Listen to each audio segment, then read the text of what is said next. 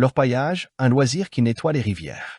C'est le sujet que nous allons aborder dans ce podcast. Vous pouvez retrouver encore plus d'informations sur le site prospectiondeloisirs.fr, sans oublier de nous soutenir si ce contenu vous plaît. En tant qu'amateur d'orpaillage, il est primordial que vous preniez conscience des répercussions de votre activité sur notre environnement. L'orpaillage peut entraîner des problèmes de pollution dans les rivières où vous exercez cette passion. Par conséquent, il est crucial que vous preniez des mesures pour réduire ces impacts, même s'ils semblent minimes. En adoptant cette approche, vous aurez également la possibilité de projeter une image positive de votre passion auprès de ceux qui pourraient avoir des doutes quant à ses conséquences environnementales. Cette problématique est souvent soulevée dans le contexte de l'orpaillage en Guyane et dans d'autres régions d'Afrique où l'exploitation minière a un impact majeur. Néanmoins, il est essentiel de rappeler que nos écosystèmes et notre environnement sont vulnérables et notre activité peut les altérer si nous ne faisons pas preuve de vigilance. Par conséquent, il nous incombe de veiller à ce que notre passion soit exercée de manière responsable et respectueuse de la nature qui nous entoure. Cela commence par le ramassage systématique des déchets récupérables, y compris les déchets métalliques tels que les plombs de chasse ou de pêche que nous croisons fréquemment lors de nos explorations. Lorsque nous pratiquons l'orpaillage le long des cours d'eau, nous sommes confrontés à la question de la dépollution des déchets tels que le plastique, les plongées, la ferraille. En tant qu'orpailleur, vous avez une part de responsabilité dans la préservation du milieu naturel et la réduction de notre impact sur celui-ci. Les plombs de chasse et de pêche, ainsi que les morceaux de ferraille, sont des objets que nous identifions fréquemment dans nos rivières en France. N'oublions pas tous les autres déchets issus de l'activité humaine qui s'accumulent sur les berges et les zones de prospection, y compris les déchets plastiques. Ces débris mettent en danger non seulement les promeneurs et les animaux, mais contribuent également à la pollution de nos cours d'eau et de leur environnement naturel.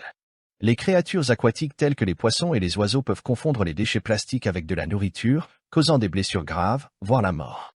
De plus, les animaux peuvent se retrouver piégés dans les débris plastiques, nuisant à leur santé et à leur survie. Les habitats aquatiques importants, tels que les frayères et les zones humides, peuvent également subir des dommages permanents à cause des déchets plastiques, provoquant des perturbations dans les écosystèmes. Un autre impact majeur des déchets plastiques dans nos rivières est leur contribution à l'accumulation de plastique dans les océans, ce qui a des répercussions similaires sur la vie marine et les écosystèmes marins. Cette pollution peut également affecter les poissons et les fruits de mer consommés par les populations, entraînant des problèmes de santé pour ceux qui dépendent de la pêche comme moyen de subsistance. En plus de ces conséquences environnementales, les déchets plastiques dans les rivières peuvent avoir des effets sur la santé humaine. Les plastiques peuvent contaminer l'eau potable, entraînant des troubles gastro-intestinaux et même des problèmes de santé plus graves, y compris des cancers. Dans l'ensemble, la question des déchets plastiques dans nos cours d'eau nécessite une attention urgente. Pour résoudre ce problème, il est essentiel de réduire l'utilisation du plastique, de gérer correctement les déchets plastiques et de s'engager dans des efforts de nettoyage.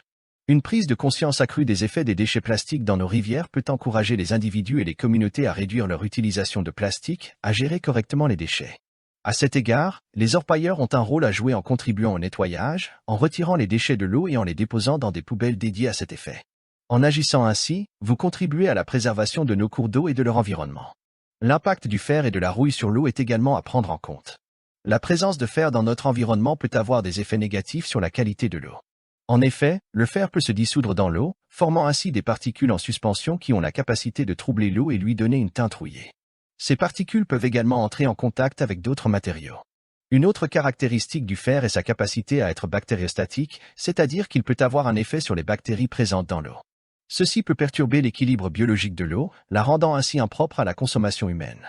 Des quantités élevées de fer dissous dans l'eau peuvent engendrer des problèmes de santé pour les individus, y compris des troubles digestifs qui peuvent être associés à des odeurs désagréables. Les efforts des orpailleurs pour nettoyer les abords des cours d'eau en retirant ces objets métalliques peuvent avoir un impact positif sur l'équilibre de l'écosystème, contribuer à sa dépollution et à son maintien en bonne santé. Enfin, l'impact du plomb sur l'eau est un autre sujet crucial à aborder. La présence de plomb dans l'eau potable peut engendrer des problèmes de santé sérieux, surtout pour les enfants, les femmes enceintes et les personnes âgées. Lorsque l'eau présente une faible teneur en minéraux, le plomb peut être davantage dissous, augmentant ainsi les risques de contamination. En tant que métal toxique, le plomb peut causer des problèmes de santé à long terme, car il n'est pas complètement éliminé par notre organisme, tendant ainsi à s'accumuler.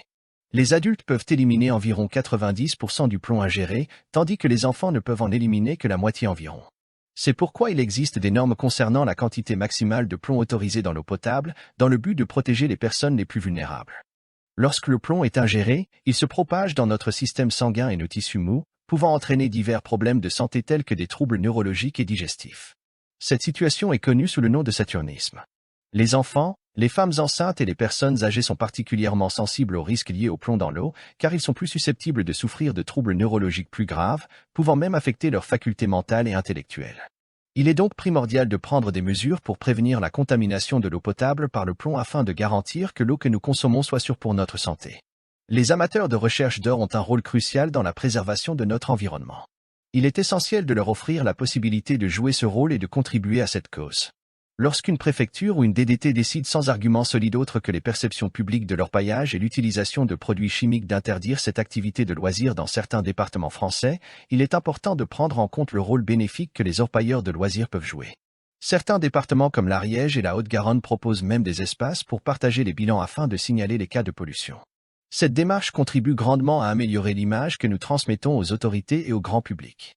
Elle permet de mieux expliquer notre activité, les avantages qu'elle offre, et de faire la distinction avec l'exploitation professionnelle. Malheureusement, certains DDT ne reconnaissent pas toujours le rôle que les orpailleurs peuvent jouer dans ces efforts de dépollution et de sensibilisation du public. Par exemple, les DDT de Bretagne ont choisi d'interdire l'orpaillage de loisirs, même si ces orpailleurs pourraient surveiller tout le territoire pour limiter les pollutions, en utilisant comme argument le risque de perturber l'habitat des poissons. Cependant, d'autres DDT du sud de la France ont prouvé que l'orpaillage n'avait aucun impact significatif.